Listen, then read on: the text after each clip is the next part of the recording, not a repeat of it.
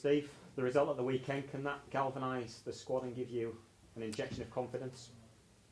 Well, you hope it gives a bit of confidence, that's for sure, because, you know, with the run we've been on and the disappointments what we've had of late, then you're always looking to get that bit of confidence, and, you know, we're a minute away from beating them, so it should give them a bit of confidence. And, you know, it's a big game now tomorrow night. You know, all what's happened at the weekend is gone, but let's hope it gives that little bit of belief back, which every footballer needs. And the disappointing thing for us is I think that's now 5 times, maybe 6 times we've been pegged back in the last minute.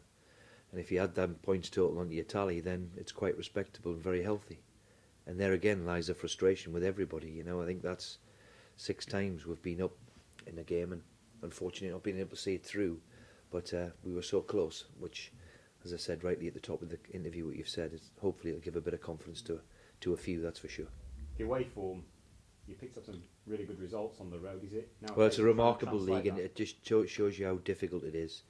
If Manchester City can only win 1 out of the last 6, then it shows you how difficult it is.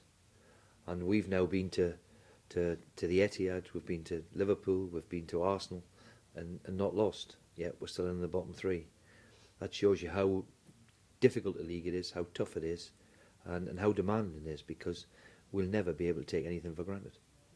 Aston Villa tomorrow night, they've really struggled for goals. Does it make the first goal tomorrow even more important? Yeah, well, it shows with a big club and a big status and a big following like Aston Villa, you know they've had a tough time of late, and they've had a tough time over the last couple of years. So we hope that we can capitalise on that. It now turns into one of the big games. We've now got a run of games at home against the bottom end of the division, which will ultimately define our season. It's now, it's upon us. And we've gotten a few back. We look a far more a bit healthier in terms of numbers to pick from. I've had to disappoint a few at the weekend, so that bears well that we're getting a few of the big players back. And I've always said, you know, if you judge us by when everybody's fit and available, we'll be okay. Over the last 3 months in particular, we've found it very difficult to cope with the loss of big players. So let's hope over the next 6 weeks we have that bit of luck in that department and win the matches which we've got coming up. You brought Paul McShane back at the weekend. How pleased were you with his contribution? Well, I mean, I said at the time that he was typical what Paul gives you, you know, and you know, he's been here a long time and made himself a cult hero a little bit with his attitude and the way he plays the game. I'm pleased for him. Let's hope he can keep it up and play like that again tomorrow. How important will the fans be over the next few weeks with the home games? Well, certainly since I've walked through the door, the fans have nothing but give their support. Even last week in the horror show we saw against Newcastle, they still paid a huge respect to the team, and it's important that they play their part, which they will do. I think the vast majority of them understand the frustration that we've had in terms of being able to pick a side and I've seen Burnley pick the same team for the 11th game on the trot yesterday or whatever it was, and I'm sitting there green with envy really, because you know we haven't had the luxury to do that. So I think the vast majority of them understand the problems we've had, and they will play their part because you know they're passionate about their football club and they want the club to stay here in the Premier League. They don't want to see it back in the Championship, so they'll play their part. Some headlines over the weekend linking you with the Fulham job. What did you make of that? I was getting the sack the day before. And then Fulham want me, which, you know, I find, unfortunately, the media today, I can't do anything about it. I said, reporting to them stories. The biggest problem I've got with it, the whole thing is, there's a manager in situ at Fulham, and I've got a huge respect for Kit, new to the job, first into it, so I can't comment on it, because if I comment on it, it just fuels the thing even more. And as far as I'm concerned, it's rubbish journalism. Can I ask you an easy one then? Harry Kane, a couple of goals for him at the weekend. Roy Hodgson was there. How far do you think he can go? Well, certainly when we played Spurs, he was arguably their best player.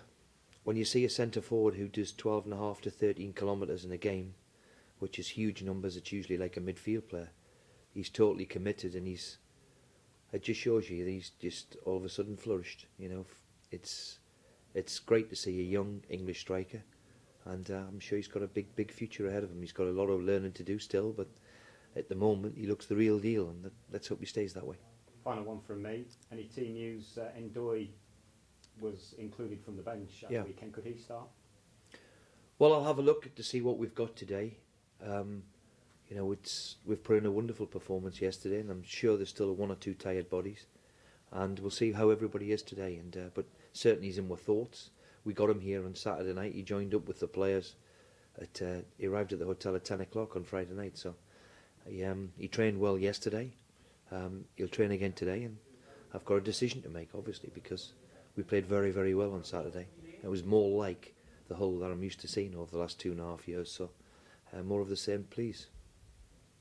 David Myler told us that he'd never played with Darm until he arrived on the pitch at the Etihad Stadium, and you've thrown him literally straight in. Have you done that before? Well, yeah, I've done it once before. I signed Jermaine Pennant and Walter Pandiani and threw them in. And my reason was that he'd been cooked up in Paris for 6 days. So I thought, well, at least I'd get some sort of work into him. It gives him 20-25 minutes. Of course, he doesn't even probably know half the team. But I just thought, well, I'd include him. He trained yesterday. He got to know people. So I think it's important, with only 14 games left, that we get him up to speed. And the quicker we get him up to speed, the better. That was the first thing I was thinking in my mind was, I need to get him up to speed quickly. And getting 25 minutes was good for him. Like what you see? Well, he was only on for 20 minutes, and we were under the cosh a bit. But I've followed him when he was at Copenhagen. I remember him playing in the Champions League.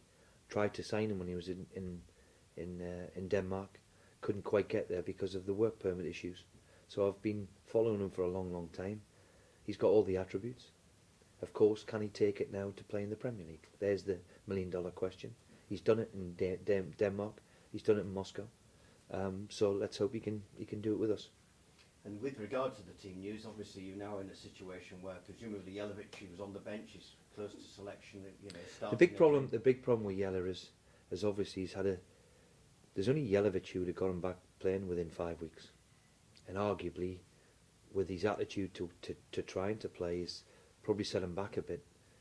We've got to make sure that he's 100% fit and healthy, and that was the reason why I left Jela, because especially on Saturday, because 2 games in 2 days would be a big ask for him. So we've got to see how his knee is. I think we've got to manage his knee better. Certainly I have anyway, in terms of what we've done over the last 4 or 5 weeks. So he trained yesterday very, very well, Jela. And of course he's uppermost in my mind, because a fit and healthy Jelavic is going to be crucial in the weeks ahead. And Hernandez, is he in the same boat as Jela? Yeah, he's in the same boat too. He's picked up an injury, and it's fair to say that he's found a difficult life in the Premier League, but you've got to sometimes give people time. And I've quoted many players who've come from abroad. The kid who's at Chadley, who's at Lamella, at Spurs, for example, came in big money, found it difficult to adapt, and that sometimes happens. But Abel will be a very, very good player for the club. I'm convinced of that, because he's got all the attributes. You just have to. He's still finding it difficult to learn the language and getting used to it and getting used to the Premier League, but he's still a very, very good player. What impact did Mike Phelan have on arrival? Just as I thought he would. I mean, it wasn't easy. I mean, I'm bringing in a number 2, and I'm not even here. I'm in Paris, but he's experienced enough to give me a wonderful hand.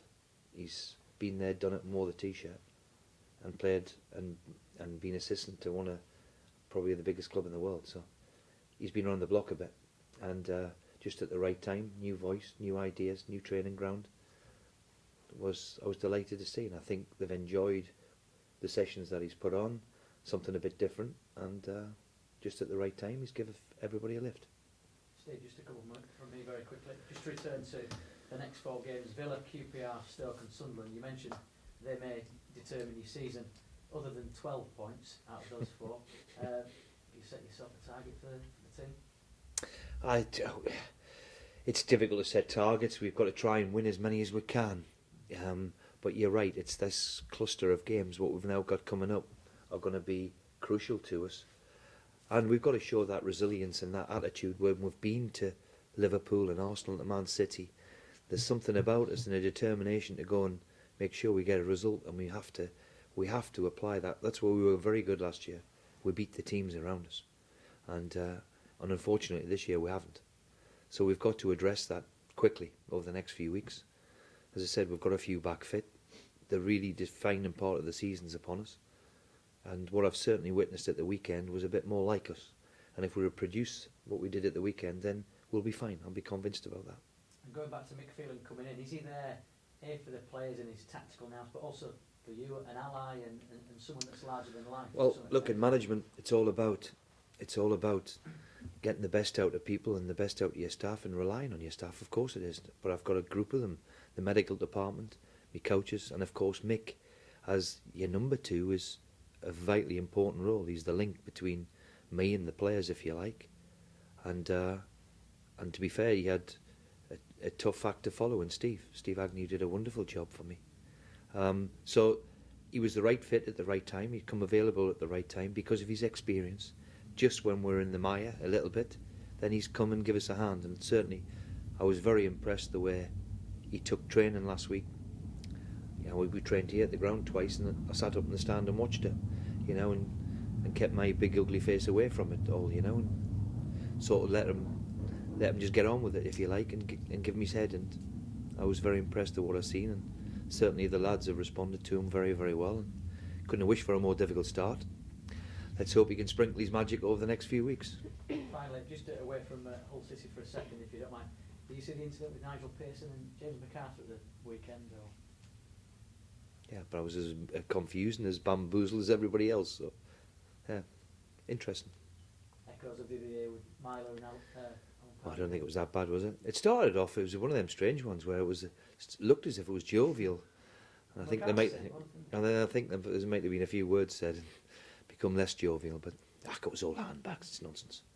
No problem. Thanks for your time. Cheers. Okay. Thank you.